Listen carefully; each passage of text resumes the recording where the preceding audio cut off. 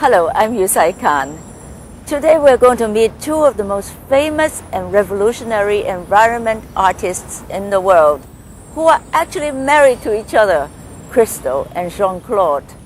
I first heard about them in the 70s when they created a running fence of nylon fabric that soared across the California hills. Since then, I have met them many times in New York and have read their books, but not nearly enough, since they have over 100 books written about them. But before we meet them, I'm going to show you some of the most amazing works they have created around the world. Since 1961, Christo and Jeanne-Claude have been surprising the world with their unique and controversial definition of art. Their collaborations from concept through installation can take decades. Though their art is temporary and vanishes in days or weeks, it makes a permanent impression on all who have seen it. But these large exhibitions are not for sale. They can only be retained in our memories. The Reichstag is the home of the German Parliament, a huge building in the center of Berlin. The wrapping of this historic structure required the work of 90 professional climbers and 100,000 square meters of fabric.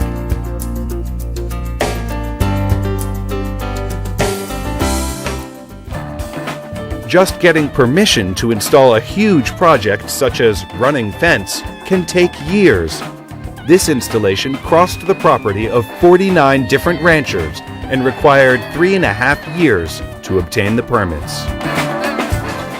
These drapes of fabric softened and transformed the Pont Neuf, the oldest bridge in Paris. Seen by 3 million visitors, the project has been considered the most sculptural of their works.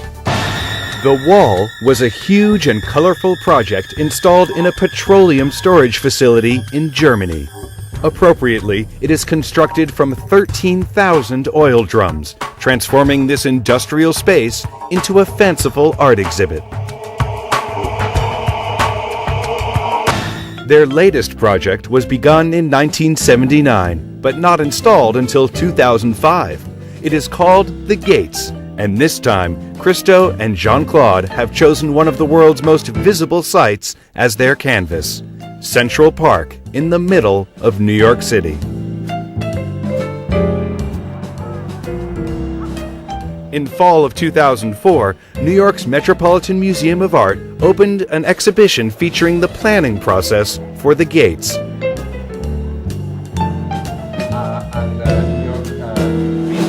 We caught up with Christo and Jeanne-Claude almost a year before the installation of the project.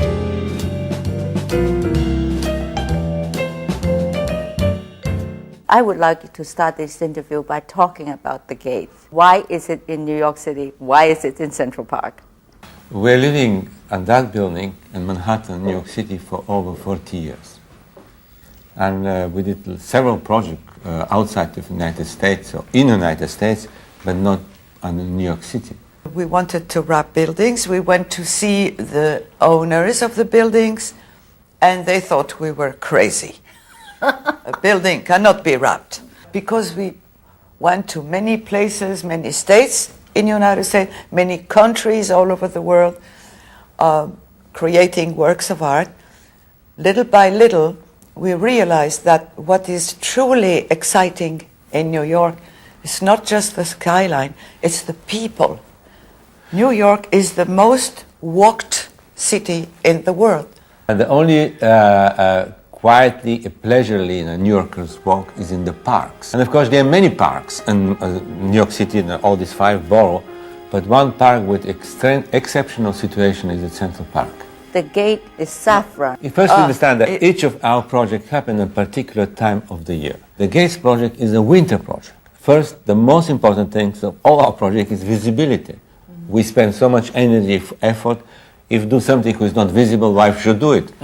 And of course, the only way the gates can be visible when they're absolutely sure they're leafless trees. Yes. No leaves on the trees, because when you have leaves on the trees, Central Park is like a jungle, it's like a forest. You cannot see anything 50 meters far away. And the only period of the year is the late winter, like February. At that moment, the trees have this beautiful naked branches, silver gray color. And they are beautiful with the color of the skyline, which is also gray, the cement, the different elements. And that very, very elegant color, actually, gray and silver, we have this marvelous saffron color. It is not because of the color of my hair. The unique saffron color became the key element of the Gates project. At this assembly plant in Queens, 100,000 square meters of the brilliant fabric was sewn into 7,500 panels, enough to cover 15 soccer fields.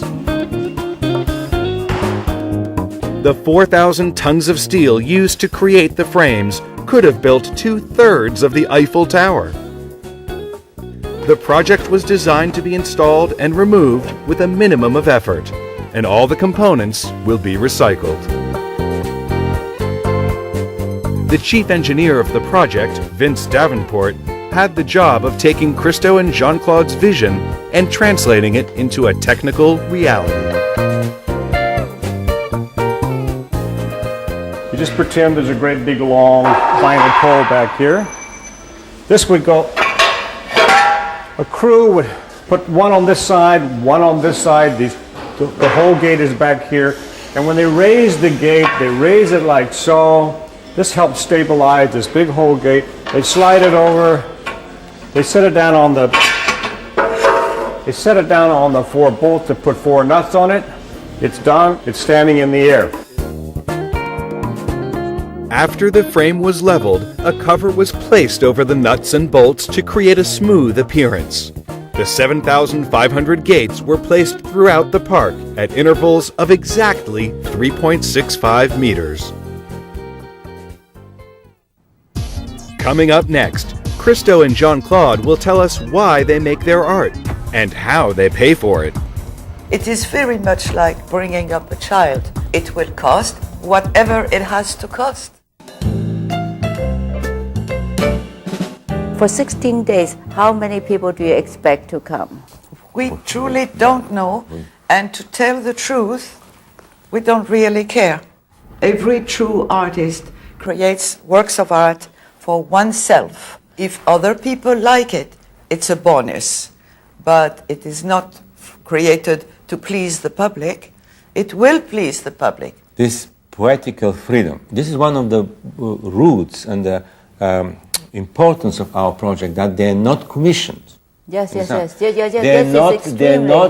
This project happened not because some president of the republic or some corporate executive or some big boss like to have this project. This project happened because the artists like to have them. Yeah. And that freedom is absolutely essential for our project. Well, they are totally irrational, totally irresponsible, and with no reason to exist. Nobody needs to have the Valley curtain in Colorado. Yes. The world can live without that. And this is a very important part, that this project carries that freedom. Nobody can own them. So no sponsorship, no commissions, no public funds. And how do you fund? I hear that the gate cost you at least $20 million. Well, we hope to. Not more than we hope, but we don't know. It is very much like bringing up a child. You cannot have a budget. It will cost whatever it has to cost. But how we pay for those projects, well, it is with our own money, and our own money, you can see it right here on the walls. We sell original works. Either they are preparatory works showing Sketches. Drawings and collages. Scale models. An original work like the one right behind you about the gate, how much would that cost? Of the larger size drawings I do, yes. They're 2.44 m wide, about 2.5 meters, and come in 2 parts. And that original work, for the moment, of the gates, cost $480,000.